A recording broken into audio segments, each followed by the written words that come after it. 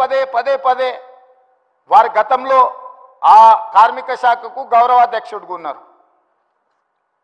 ఆనాటి ముఖ్యమంత్రికి ఈయనను ఎట్లా తొలగించాలనో అర్థం కాక ఆ కార్మిక సంఘాన్ని రద్దు చేసిండు. ఎందుకంటే ఈయనను తొలగించాలంటే ఏం చేయాలనో తెలియక వాళ్ళ అంతర్గత సమస్యలు వాళ్ళ ఇష్టం, వాళ్ళ కుటుంబ సమస్యలు వాళ్ళు ఏమైనా కొట్లాడుకొని, కానీ ఆ కార్మిక సంఘాలనే రద్దు చేసింది వాళ్ళ అధ్యక్ష. అట్లాంటిది ఇప్పుడు మళ్ళీ మొదటికి వచ్చి పాత తప్పులన్నీ కప్పిపుచ్చుకోవడానికి ఈరోజు కొత్తగా ఈ ప్రభుత్వం మీద బురద జల్లి మంత్రి గారిని బుల్డోజ్ చేసే విధంగా మాట్లాడడం ఏమాత్రం సమంజసం కాదు అధ్యక్ష. చివరిగా నా సూచన ఒకటే సభ్యులందరికీ, ఎందుకంటే ఇక్కడ దాదాపుగా 119లో 60కి పైగా మొదటిసారి ఎన్నికైన సభ్యులు ఉన్నారు. ఆ సభ్యులు ఏమనుకుంటారు, వారు మాట్లాడింది విని?